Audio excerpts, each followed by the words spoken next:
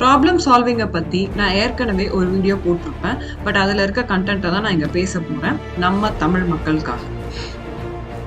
ஒரு ப்ராப்ளமை யூனிக்காக சால்வ் பண்ணணும், உங்கள் டெசிஷன்ஸை எல்லாருமே அக்செப்ட் பண்ணணும் அப்படின்னா என்ன பண்ணலாம்? நமக்கு எக்ஸாம்ஸில் ஆட் ஒன் வேர்ட் கொஸ்டின்ஸ் வரும், ஆட் ஒன் அவுட். ஓகே, அதாவது 3 ஆப்ஷன்ஸ் ஒரே மாதிரி இருக்கும், ஒரு ஆப்ஷன் மட்டும் டிஃப்ரெண்ட்டாக இருக்கும். இந்த கொஸ்டினை சால்வ் பண்ணுறப்போ நம்ம பிரெயின் எப்படி டியூனப் ஆகும்னா, ஒரு டிஃப்ரெண்ட்டான சினாரியோவை, சேம் டைப் ஆஃப் சினாரியோவிலேருந்து ஒரு டிஃப்ரெண்ட்டான சினாரியோவை நம்ம சூஸ் பண்ணுறோம். அதுதான் ஆட் ஒன் அவுட் கொஸ்டின்னு சொல்லுவோம்.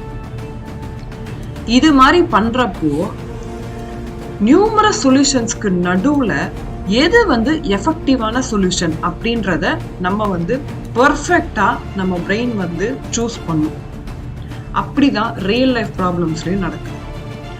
நிறைய சொல்யூஷன் சொல்லுவாங்க, நிறைய இப்படி பண்ணு அப்படி பண்ணு அப்படின்னு சொல்லிட்டு நிறைய பேர் ஒரு சொல்யூஷன் சொல்லிட்டே இருப்பாங்க. நமக்கு கன்ஃபியூஷன் ஆகும், எதை சூஸ் பண்ணுறது, என்ன பண்ணுறது. அந்த கன்ஃபியூஷன் வராமல் இருக்கிறதுக்கு நம்ம பிரெயினை இந்த ஆட் ஒன் வேர்ட் கொஸ்டின்ஸ் நிறைய சால்வ் பண்ண உங்களுக்கே அந்த ப்ராப்ளம்க்கு எது கரெக்டான சொல்யூஷன்றது வியூ பர்ஃபெக்டாக உங்களுக்கு கிடைச்சிடும்.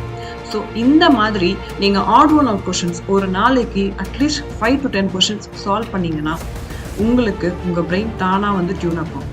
பட் இதே ஆட் ஒன் அவுட் கொஷின்ஸு நமக்கு, அதாவது குழந்தைங்களுக்கு ஃபஸ்ட் ஸ்டாண்டர்ட்லேருந்தே சின்ன சின்ன விஷயம், அதாவது அவங்க லெவலுக்கு ஏற்ற மாதிரி. இப்போ ஃபார் எக்ஸாம்பிள் ஒரு 3 டெடி பேர் வச்சுட்டு தனியாக ஒரு காரோட பொம்மையை காட்டணும்னா அந்த குழந்தை அந்த காரை சூஸ் பண்ணணும்.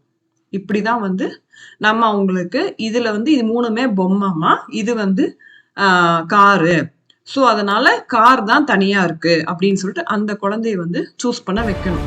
இப்படி குழந்தைங்கள்ல இருந்து நம்ம ப்ராக்டிஸ் கொடுத்தோம்னா கண்டிப்பா அந்த குழந்தைங்களுக்கு இந்த ஸ்கில் டெவலப் ஆகும். இது லைஃப் லாங் யூஸ்ஃபுல்லா இருக்கும்.